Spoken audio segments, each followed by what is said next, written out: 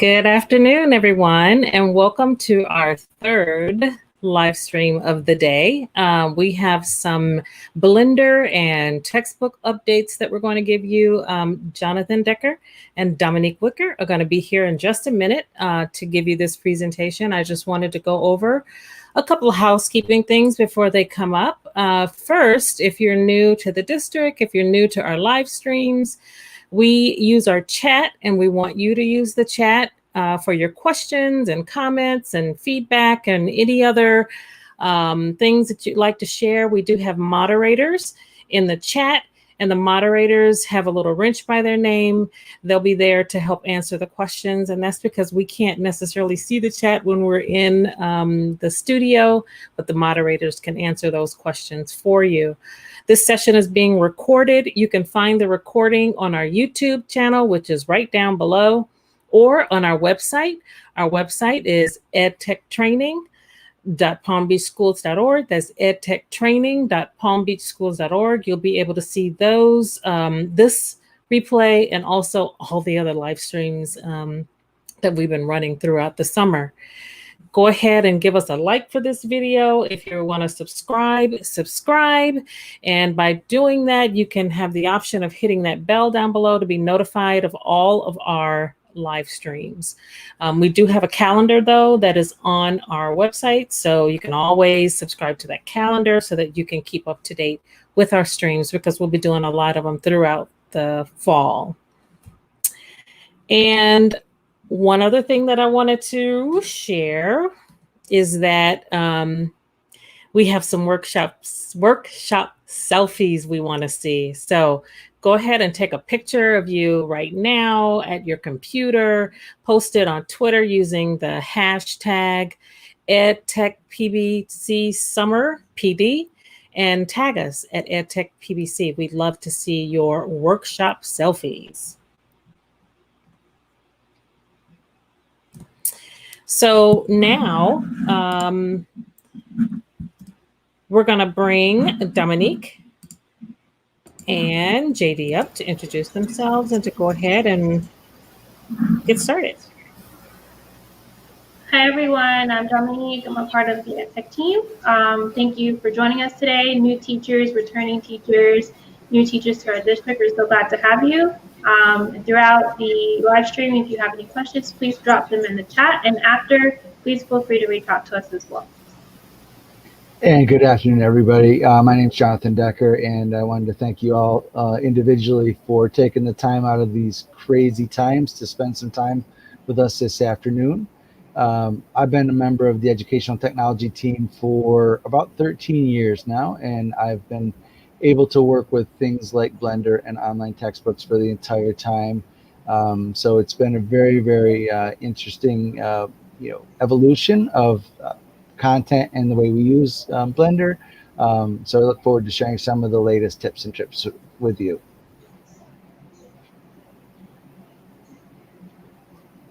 All right. And Tasha, I think we're going to go ahead and going to run with the presentation now. So thank you guys. Sorry for the delay. All right, so what we're going to work through today is getting an overview or a reintroduction to Blender for those of you who maybe have been in the district for a little while. We do have some updated news and some really important information coming a little bit later about the textbooks for back to school. But the first thing we want to do is make sure everybody has a good basis of understanding about what Blender is, why it's something that the district spends a lot of time and energy working on to try and make sure it's a great resource for all the teachers. Get a walkthrough of the updated quick tips. We'll be providing you guys some links to the quick tips and ways to access any of the information that you see in the presentation a number of times throughout. But we want to make sure that you always have a quick place to go to look for a reminder of the basics of the construction and the organization of Blender.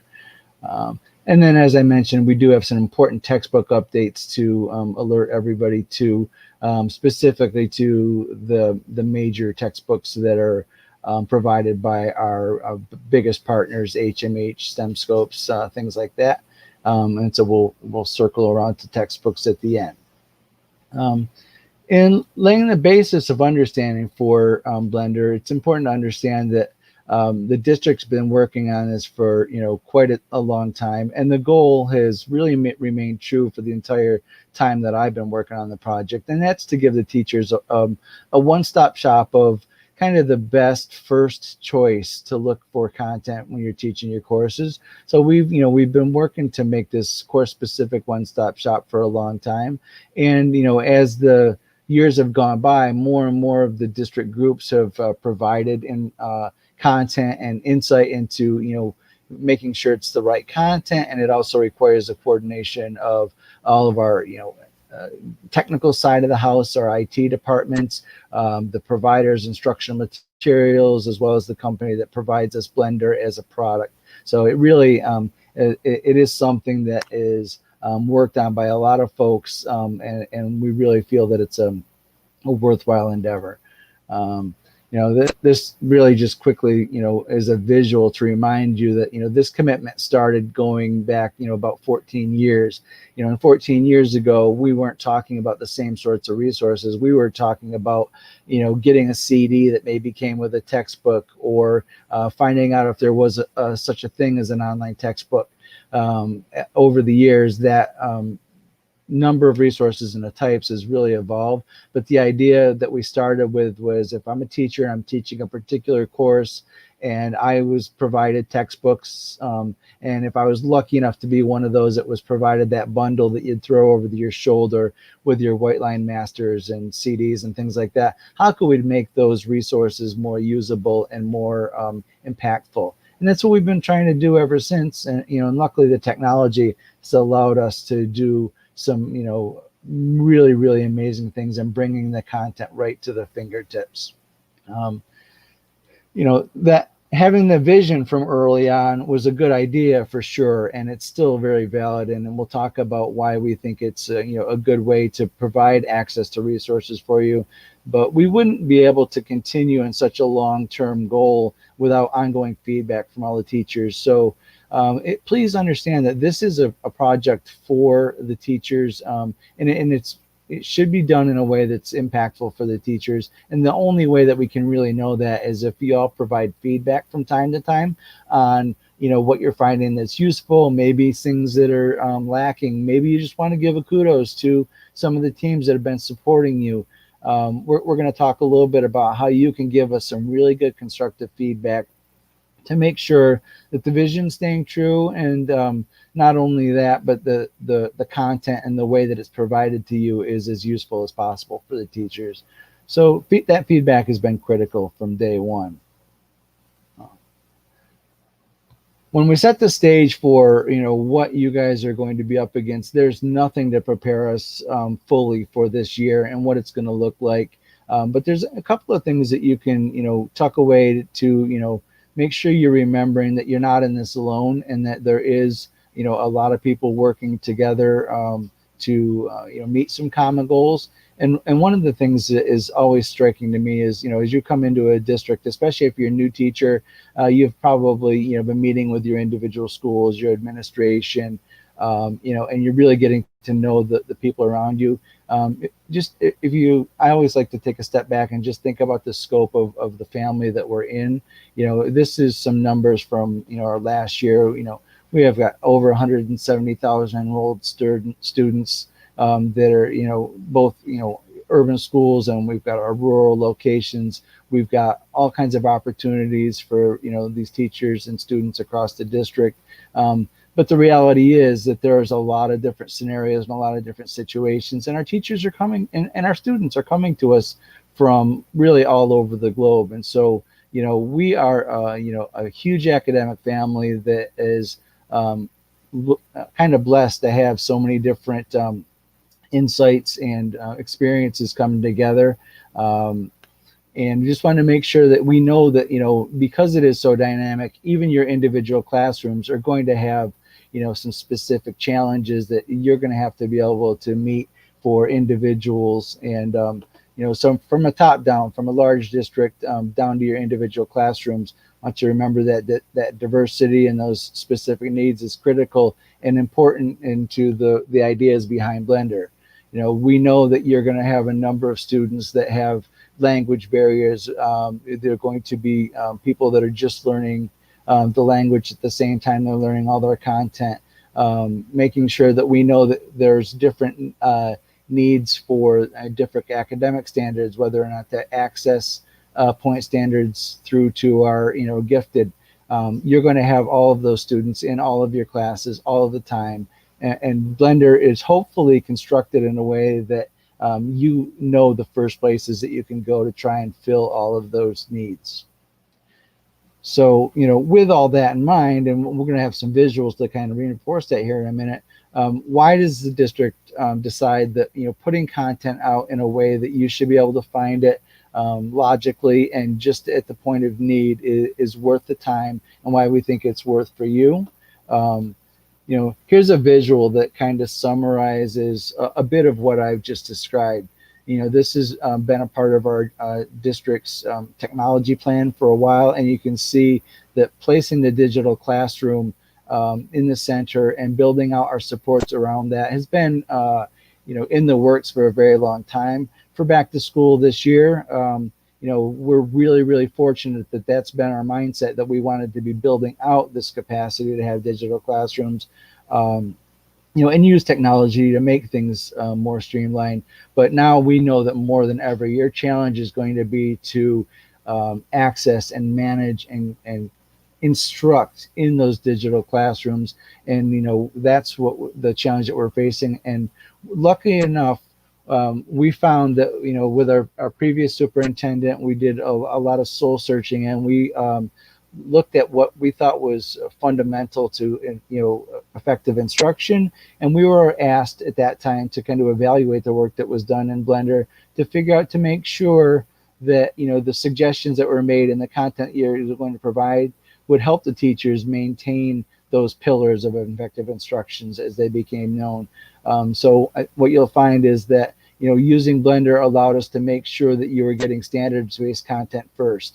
Allows you to make sure that you have options to provide different pathways for different students, different modalities, making sure that you can find ideas and resources for those individuals. And all the same time, making sure that you're maintaining high expectations through understanding of where each of your students is, and knowing when they need scaffolding or support and when you can, move on. So, we are going to talk a little bit about how we try and connect your student data with you, so that you can know where your expectations should be for every individual student. And importantly, more importantly than ever, I firmly believe it, keeping those students engaged in your time, whether it's through distance learning or as you welcome them back to the class, keeping the students engaged and focused on, what's important is critical.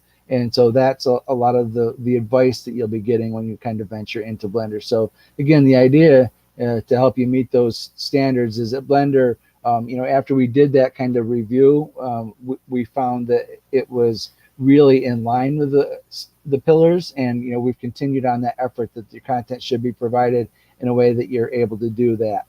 One of the reasons we were prompted to do this is through the research that the district has decided to follow in making sure that our PD and our suggested teaching pathways are aligned. And Dr. Marzano, from the very onset, has provided some key thoughts that we've been using as guidelines. And that's, we want to make sure that the teachers know what to teach, when to teach it, specifically what standards, and the background support to understand those standards.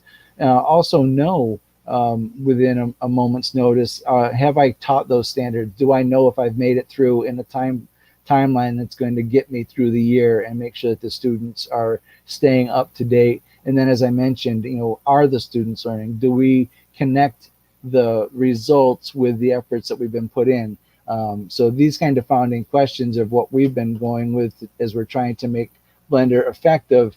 And Marzano suggested that, if we do that, if we focus on all those things, if we're instructing, with those right ideals of the pillars, and we're asking those right questions, and we give the students the opportunity to learn, spend as much time on task as possible, with all the different modalities that we discussed. What's the right content for the right students? If you give your individual students the appropriate opportunity to learn, that's where you're going to have the most opportunity for growth. And that's why we have built Blender out in this way, to try and cut down on the time that teachers need to find the most appropriate content. So what I hopefully you'll take away is that setting the stage for what the challenge is in front of us all, making sure that our classes are going to be engaged in using the right content. Hopefully you'll find that Blender and the resources inside do probably one thing most importantly for you, and that's to streamline your workflows. And we're trying to do that by doing a lot of the curation for you. So a lot of the concepts that goes into putting Blender together is each of the curriculum teams has a large number of resources that come to them via the adoptions. There's many resources online. What we're really trying to do is curate a reasonable list of well-vetted resources that are aligned to your scope and sequence. And that includes resources, like I mentioned, that might come to us through a textbook adoption, but all those other resources that you've seen, the dynamics of that is ever evolving. There's now Google resources. There are, additional resources like Khan Academy. There's any number of resources that is available, and our curriculum teams are always working to try and make sure they are getting the most effective resources in Blender for you and giving you the best suggestions. And now with improved Google workflows and things like that, you'll probably go to Blender, find some great ideas and resources of things that you can take and use immediately in a Google Classroom. Or you might come to Blender and find the resources that are provided by the textbook providers and advice on how to go in and actually use their platforms to their utmost. So, Blender always has to be evolving to meet the needs of the most current resources, and it's a never-ending process.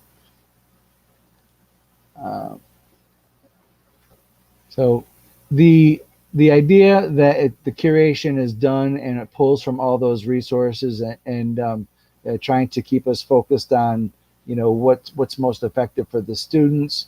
It's important for you to understand when you go in, you are going to hopefully find for all the major courses and many of the ancillary courses, electives and access courses and things like that, you should be able to find your courses with the support resources to understand what needs to be covered in the courses, direct access to some of that assessment data that we talked about, and lots of time savings. So kind of whittled that down to the most baseline statements about the advantages.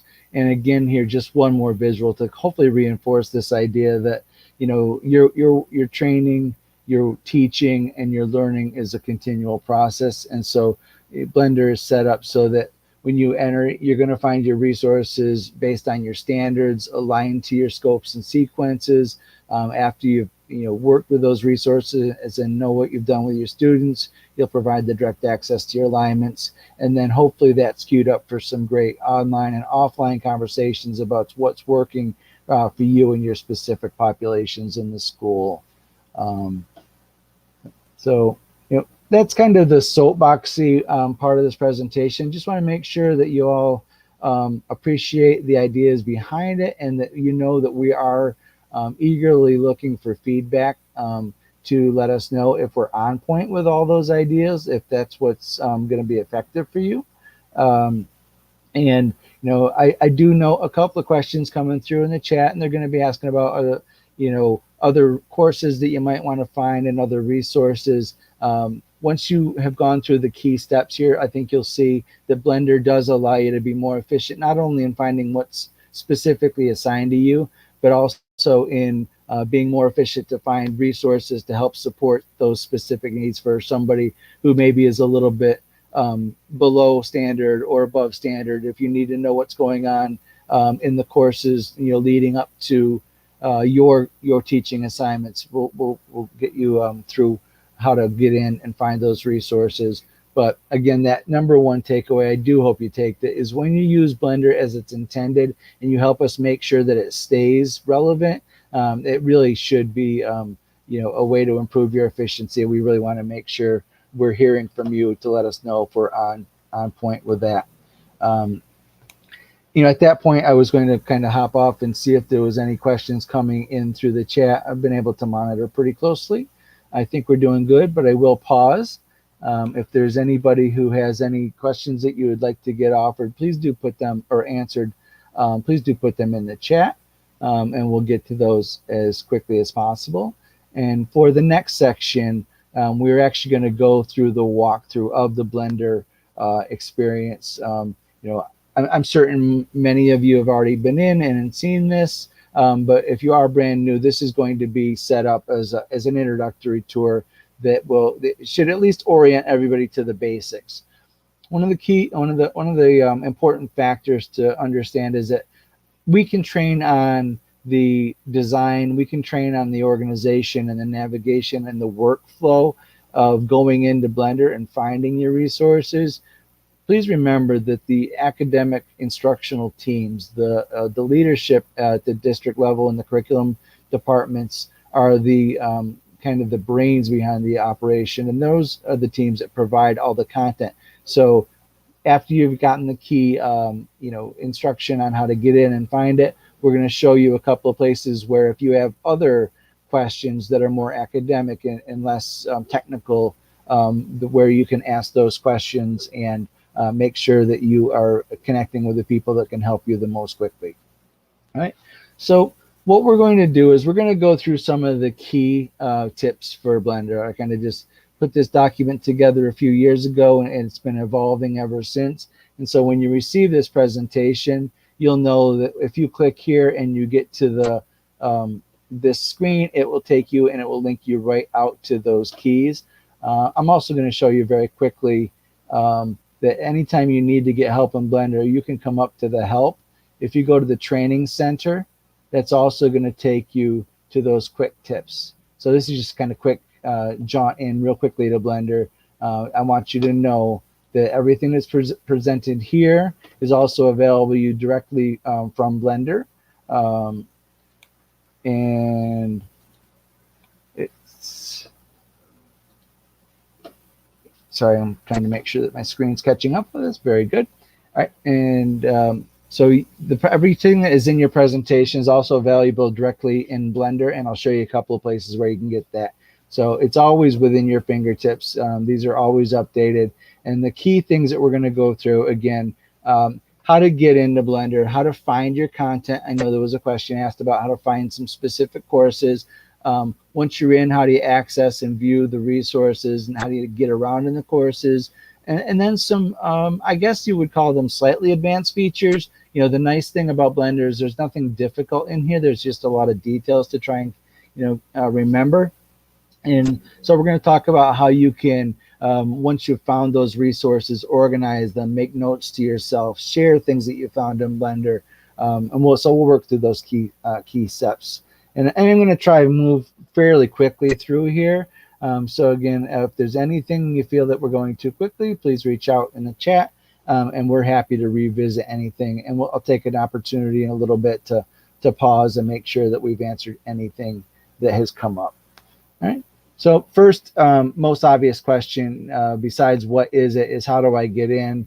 Direct access through the to the district portal is pretty straightforward. The first time you go in, you're going to look for the Blender pinwheel, and you may not see it. It's not part of the default set of tiles. So the first time you go to your employee portal to try and reach Blender, you may have to search for Blender. And to visualize that, if I just type Blender right here, it's going to be one of those. And so if the first time you don't see it, simply search for it, and then always recommend that you right click on that, add it to your favorites so that it's always available. And then as you go to understand the portal, you'll know that the more frequently you use tiles, they will stay up front. So you can see I've been in Blender recently. So initially you want to make sure you go in, find that tile, right click it, make it a favorite, and from that point in, you should be able to revisit the portal and get direct access to it. But if you ever need to, you can find it again. So for example, you've cleared your cache, or something has caused your recents to disappear, always can go back and find those again. Once you've taken those steps, again, you'll see them in your favorites and in your recent. Always looking for that Blender pinwheel. So direct access, pretty straightforward. And then when you are in, you should be landing on your home page. So let me take this moment to just let you know, if you are a brand new teacher, and if you are not yet enrolled, or if you had a start date in our system that is upcoming, your account gets provisioned with that account. You're always welcome to reach out when you try and log in. If you don't have an account yet, there's a place to submit a question right there, and that will come to me. I can always verify that your account's in the works. So please know that it should come automatic. But if you've been in the system for, let's say 4 or 5 days, and you're not finding that you can get in, please do reach out, and we'll take care of that right away.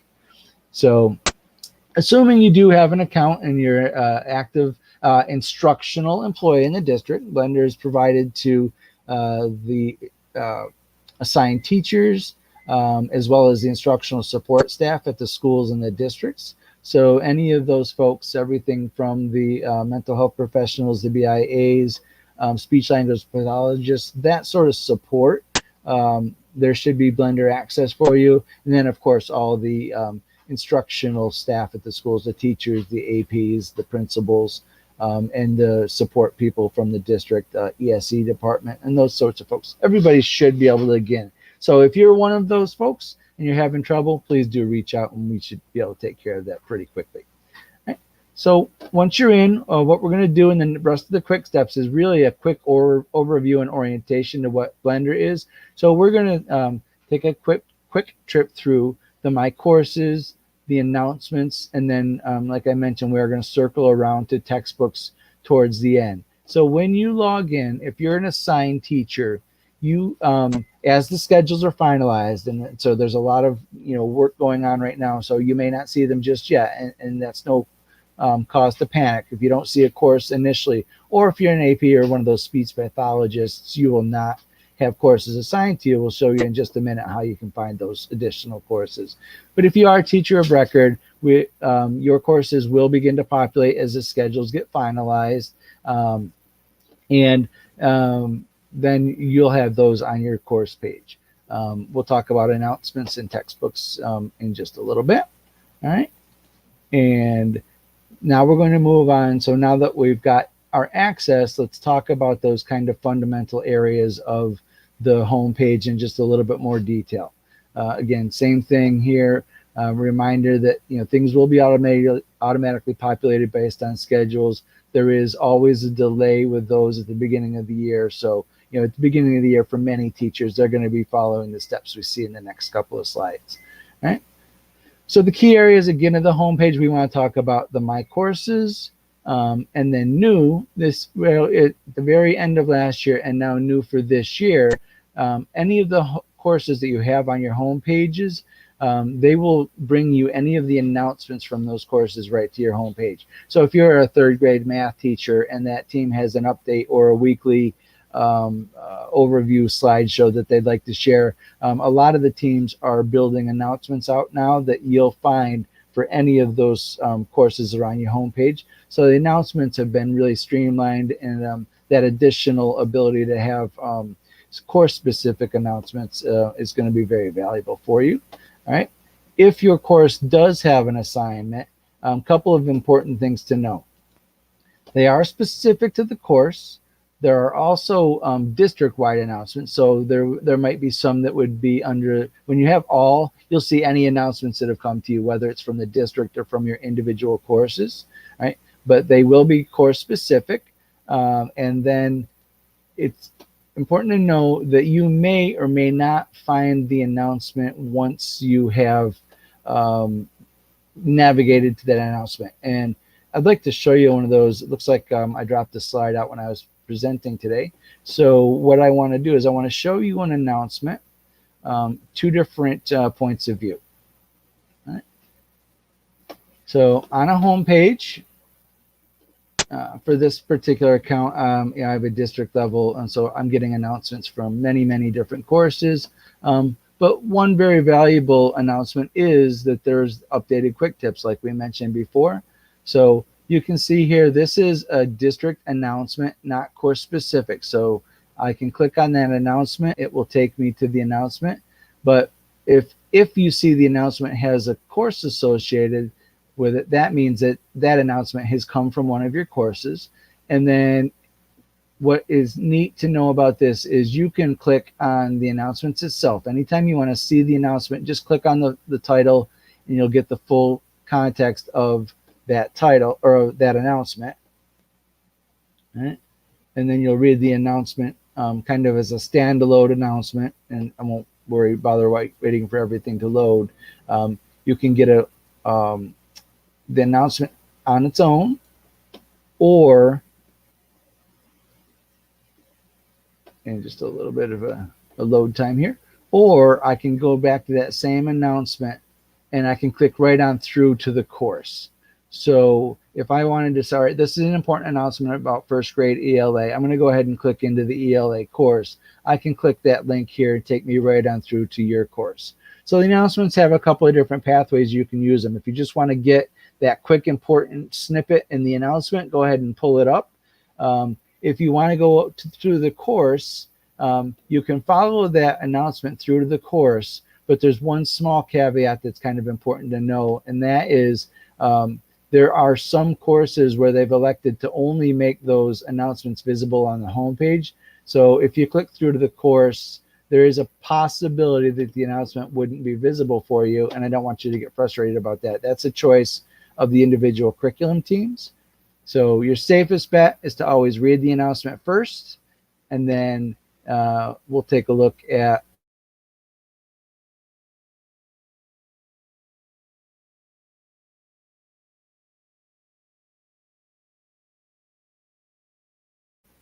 an announcement from kind of hanging there. So on the announcements, we're just going to leave it there because I don't want to delay. You can click to view the announcements in its entirety, or you can click to get right on through to the announcement. This is, again, a view of the announcement in the course. And then I apologize. When you guys get this presentation from ELM, it will have a slide that will show the announcement as a standalone announcement. So announcements are new, updated, and course specific. So pay attention on that homepage when you're coming in, see if there's anything that's new for you. All right. And then we got a little bit of a glimpse of what a course looks like when we navigated into it from the announcement and when I went into Blender. But now we're going to focus on how the Blender courses are actually constructed and some of the things that you can know regardless of what course you're going into. And again, because each of the curriculum teams kind of owns their own courses, you're certainly going to see some dynamics across the courses in the way things are presented. I'm going to show you some things that they've done to make your navigation even easier in some places. But you can certainly know that every course in Blender that you would like to use is going to be built as if it was a course with units, and then Blender is set up to actually provide individual lesson plans. So just kind of understand the dynamics here. So when you know that any course you go into, you're always going to see left-hand navigation. So you'll always see on the left a course area, a units area, and then in this particular one it says topics, but those are going to be lessons where you would see lessons for our courses. And on that left-hand navigation, you can always click through, and whatever you click on the left is going to show in the right-hand side. So it's kind of just some real key fundamentals. Navigating the course, it's going to be built to support courses with units and lessons. Each of the teams will decide how much of that they want to use. And so when you get into individual courses, you may or may not see lessons with a number. A number of the groups have decided to give unit support. So you'll have a course with units, and on the units, they'll break everything down for you. They've opted not to do individual lesson plans. That's not an error. That's just a change in strategy in the way that they'd like to use those courses. So, and again, kind of, talking about what you're going to find in these courses, we could dive into that a little bit. But right now, I just trying to make sure you understand how to navigate those kind of, those key sections. And I'm going to show you at the course level, all the content you should find in the course level should be what you expect to see all year long. Things that you'll always need to get access. You're always going to want to know what's the scope and pacing for where I am in Blender. You also always want to get immediate support for your standards to know which textbooks are there, and always be able to provide feedback. So here's kind of your first visual of this idea of being able to reach out to us at any time. On pretty much every course, you'll see that. So navigating through course level is going to be things that are important all year long. When you get into the units, they might be broken down by the different groups. Oh, my slides got out of order. So let's go ahead and show you. In a course, you may have a course that has the unit level of support, and then you'll see all that key information. Like I mentioned, this is O1 mathematics. Their scope and pacing is here, the standards, the aligned assessment information is relevant all year, how the textbook access works for those. And then you'll see in this course, they've broken down their course by units. There's not currently lesson plans on here, but as you're navigating an elementary math course, for example, you're going to see a unit built to carry you through the whole year. And so if you know your scope and pacing, you can find the appropriate unit, and then you're going to find the support you need to use that unit. These are going to be links to specific resources that are unit specific. And then the math team has done a really nice job of laying out some of the instructional materials and other resources by unit. So again, elementary math is a nice visual example. These are links to resources, again, unit specific. So navigating, you come into the course, find your appropriate unit, and then you're going to find your resources here. And again, they've opted not to necessarily put lessons on this unit. In some of your courses, you will find them. Some of them you won't. All right. I think that's good for navigating for this section. I want to show you how to add the favorites in navigating the courses, finding your content. All right, let's go ahead to the quick tips. Give you a good visual of how this works.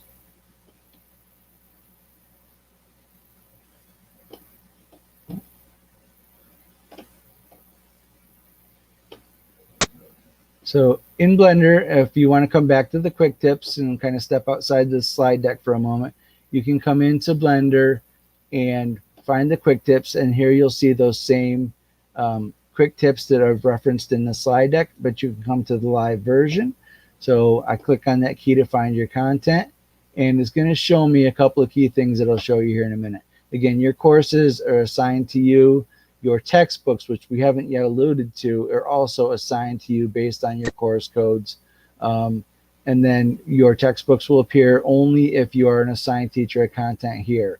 A number of the courses have textbook resources in the individual courses. You can find that there. If you're a non-scheduled user, and this is one of those questions that came up, you want to add your own courses to the Blender homepage, Quick Tips will always remind you how to do that.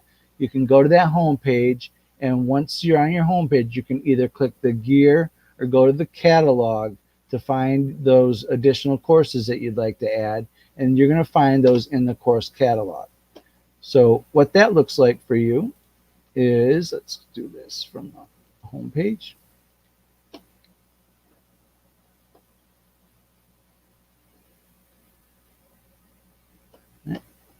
if I found that one of these I was missing one of the courses that was important to me, I can either click on course catalog, or I can go to the gear and I can manage my courses. When I click manage my courses, it's going to take me to a list of all of the available courses. So for the Cheryl, I think was your question about adding questions because you're on a wheel, or courses, and other people want to know how I add other classes. One way or the other, you just need to make your way to the course catalog by clicking the gear and managing your courses, or coming here.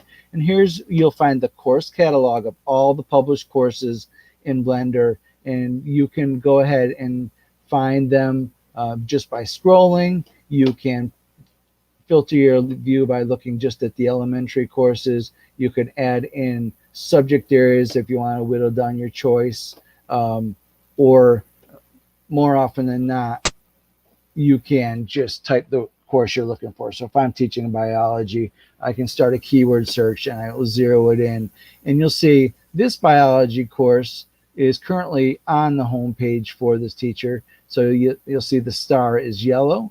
This access point biology course is not yet on the home page for this teacher.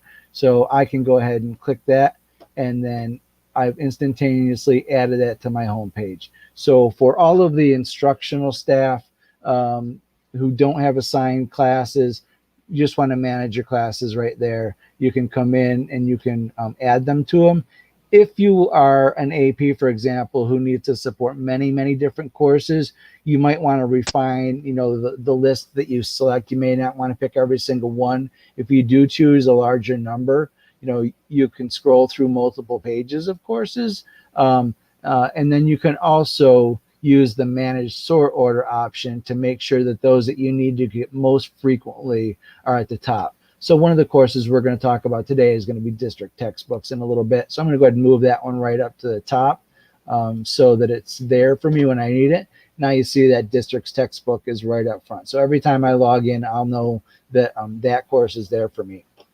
So that's really all it takes to go and find a published course and add it to your homepage, remembering they're all in the course catalog. A couple of key points about the courses is Blender is as open access as possible.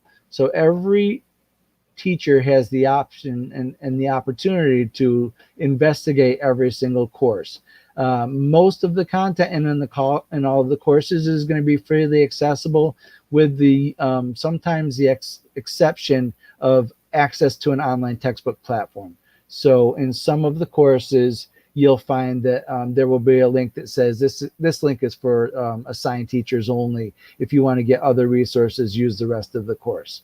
So as open access as possible, with some small exceptions that you just got to be on the lookout for. Any questions about that, please feel free to reach out. It is a little bit dynamic across course levels. Some of our publishers have been very, very open. STEM Scopes, for example, any teacher with a district account has access to STEM Scopes as a teacher tool. That's a wonderful, partnership we've worked out with them. Some of our other more traditional textbooks, we buy a number of textbooks and we get a certain number of access. So, we try and make it as open as we can. But you have the opportunity to add any of these courses.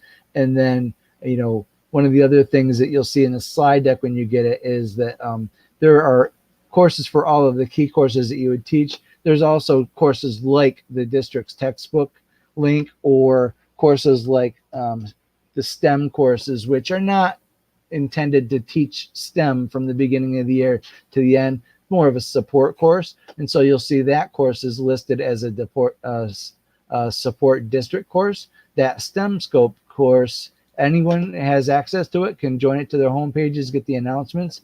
And this would be an example of a course that is set up to support teachers in understanding the concepts around STEM, not necessarily how to start at the beginning of the year and teach them. So there's resources about STEM. There's, this is an example of a course that has done some great work to help your navigation. So you'll see here in the STEM scope, it says the what and why of STEM. That's actually a link to a unit that's the what and why of STEM. So this is an example of how some of the teams have been a little bit more visual and helping you work through it. So you may see some courses where you'll be able to click on a link and it automatically will take you to that unit. Right? So it took me right to that what and why in STEM. So a little bit of the dynamics of how the navigation works. But again, it's still building around that scaffolded shell of a course unit course. And the STEM scopes actually do have some lessons on there. So some dynamics really quickly for you. I got a little bit out of order because of my slides, and I apologize for that. But adding the content, you can find them in the course catalog. You can add the stars. You can search for them based on the types of courses that you want to find, grade levels, and things like that. And then let's continue on with the quick tips to make sure we get through everything. Right. So for non-scheduled courses, we know how to find the course catalog now.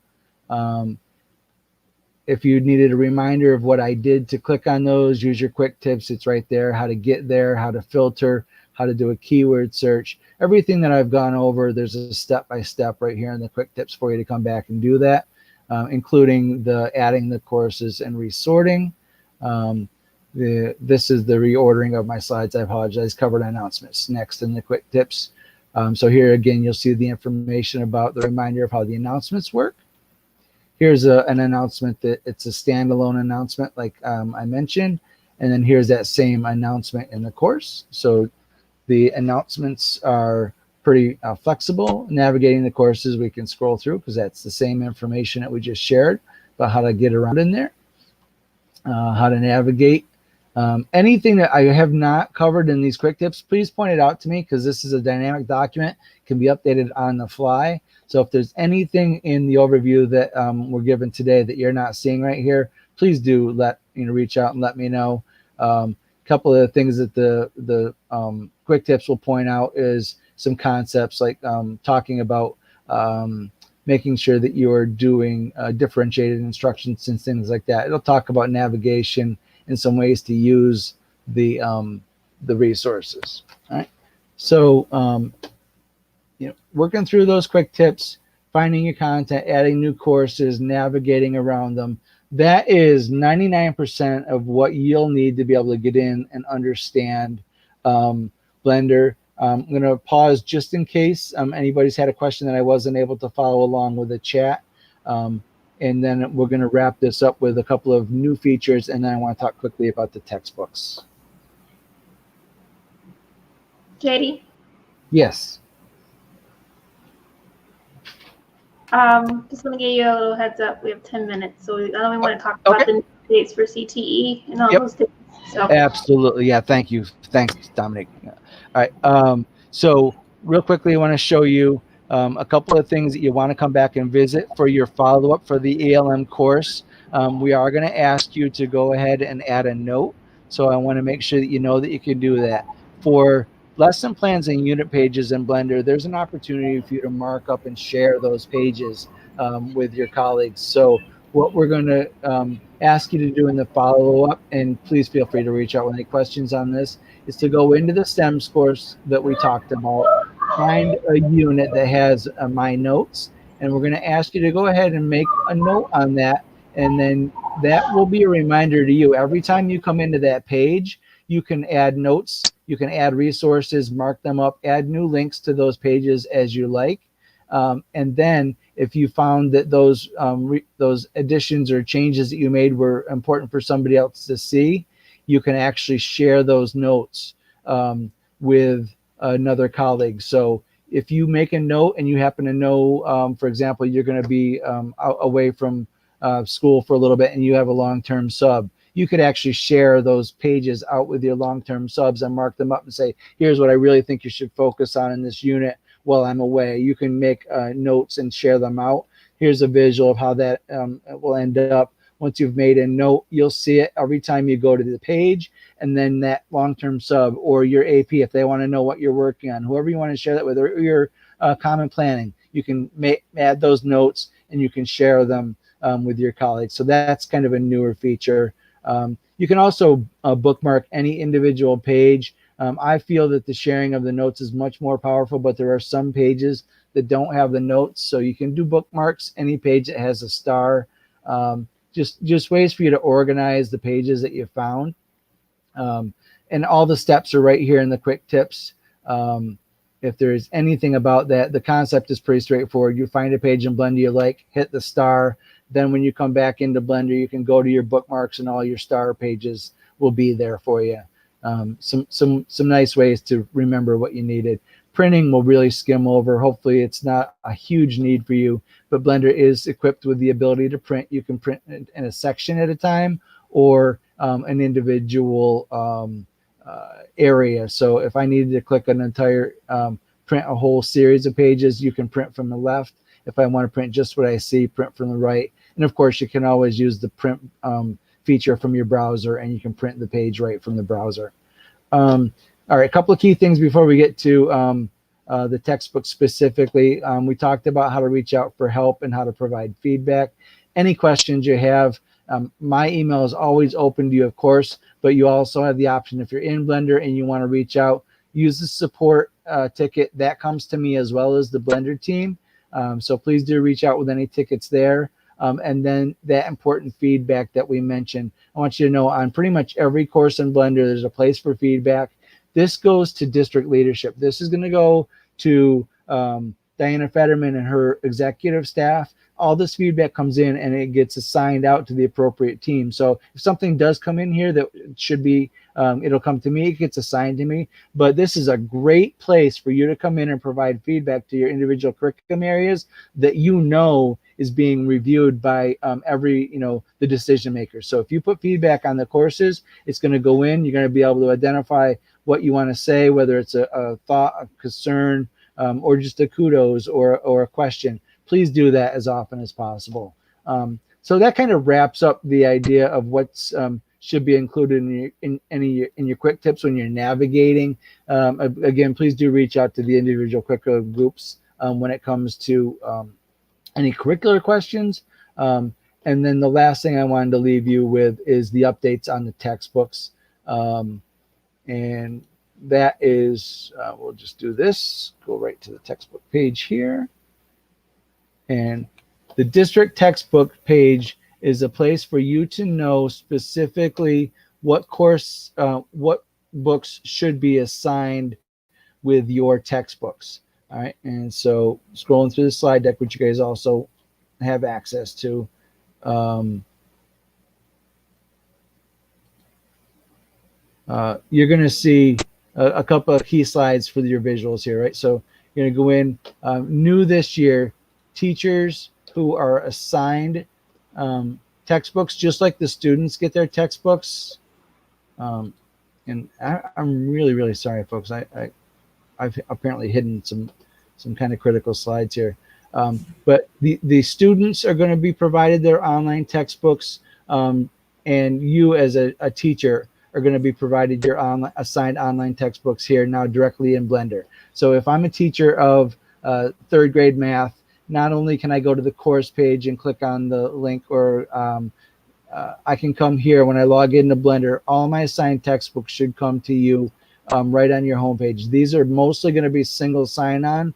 So for most of your courses, you'll just click launch and it will launch you right into your online textbooks. You'll also find that textbook information on the individual courses. So if you go into a course in Blender, there's almost always a textbook information. That information should be there for your specific courses. And then the online textbook course that I wanted to leave you with is, this is a course that should be a reference for every teacher in AP who has to deal with textbooks. This is a great place to come in and say, all right, I want to know if the course that I'm teaching comes with a textbook. This is a reminder that the students get their textbooks as well. But I want to know that for arts education, what books should be available. For math, what books should be available. And I'm going to show social studies as an example because it has an update over the summer from the last time we've been able to do this together.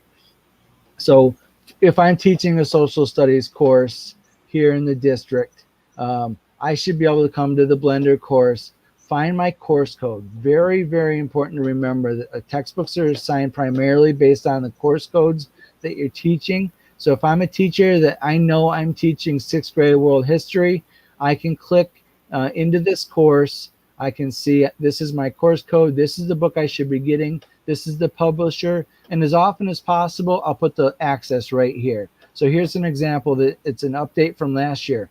Last year, and for years, our teachers have had to log into ConnectEd.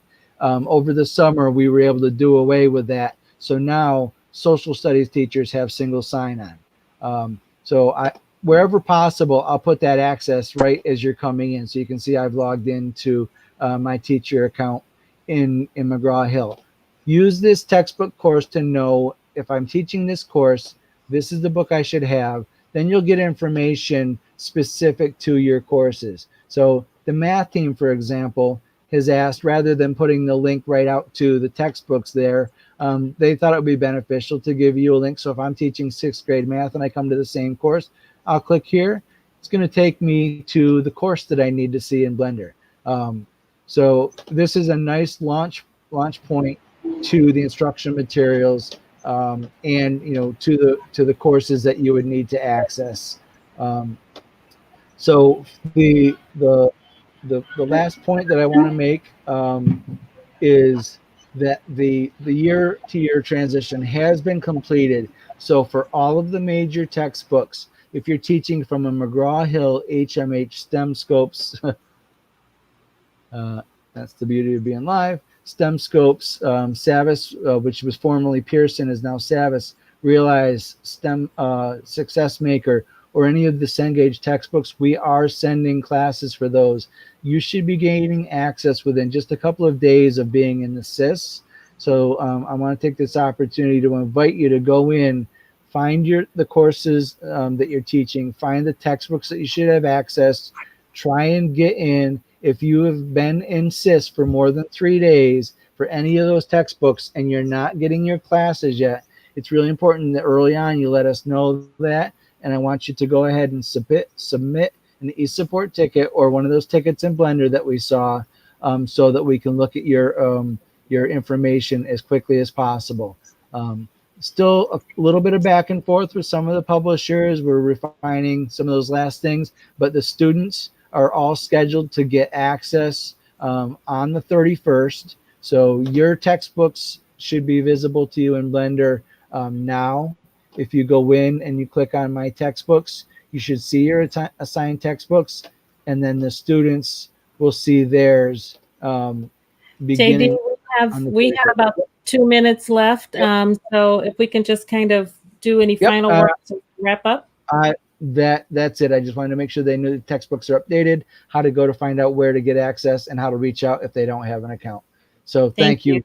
And sorry for prodding along there. No, thank you. It's really helpful information, and I hope you guys learned a lot. And just remember, you can always go back and review this right after, either on our YouTube channel or by going to our website, edtechtraining.palmbeachschools.org. Really quickly, if you are enrolling in ELM for points, if you need the points, and if you haven't enrolled in the course already, you have until Friday. So please be sure to go ahead and enroll if you need the points in ELM. And when you are actually enrolling, make sure that you look at the title, because you want to make sure that you enroll in the live session, and it'll have today's date. Today is 25th. The 25th. So it'll have 8:25 on it for today. And then Dominique or JD mentioned a little bit about the actual implementation. You want to tell them what to do for the implementation? Yes, so once you are signed up for the course, it's going to have 4 modules, just like the other bucket courses. The first module is just an introduction, a little overview about what the course is about. The second module, this is where you can find a link to the webinar that you just attended, the recording. So you can go back and rewatch it if you need to. This is also where any additional information is going to be housed. So the Blender quick tips, the sway, and links to the EdTech site. So those are there for resources. And then in module 3 is where it's going to actually do your implementation. So for this course, there are going to be 4 tasks. Essentially, you're going to complete the task and generate a screenshot. So the first task is accessing your announcement page. The second one is favoriting the STEM course. That's the course that is more of a kind of a resource course and not really a scope and sequence based course. So you're going to favorite that course, take a screenshot. You're going to navigate to the support page and then navigate to the feedback section. Okay, and then once you do that, you're going to upload those as a PDF and then attach it to module 3. And then module 4, just like all the other courses, is the required survey. Okay, and I apologize, Dominique, I wasn't actually showing this, so this is the document that she was referring to. Yeah, sorry. So yeah, task 1 is the announcements, task 2, favoriting a course, task 3 is navigating to support, and task 4 is navigating to feedback, and just providing screenshots for all of those. All right, thank you very much. And before we go, really quickly, I just wanted to remind everybody out here that not this Thursday, but starting next Thursday, we're going to have open office hours with the EdTech group from 11:30 to 12:30. We want to be available to you.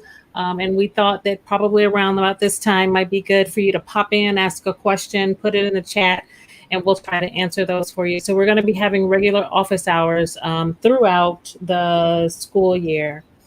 Our support site, edtechtraining.palmbeachschools.org. Please take a look at it on the left-hand side. We have all the information you need, all the live streams that we've done. And we also have our calendar on there so that you can keep up to date with the streaming that we have scheduled for the fall. On the 15th, we have a Twitter chat, and that is Dot Day. If you haven't read the Dot, it is absolutely awesome, and it is for all grade levels. So we do encourage you to participate in our Twitter chat on the 15th. And then on behalf of the entire EdTech team, not just the training team, but all of us in EdTech, all 16, is that right? 16 of us. We'd like to thank you, and please know that we're here to support you. Reach out, email us, email any one of us. If we don't know the answer, we'll forward it on to our teammates to try to get the answer for you. Thank you very much, and we're very, very glad that you spent this time with us. Thanks so much, everybody. Bye, everyone.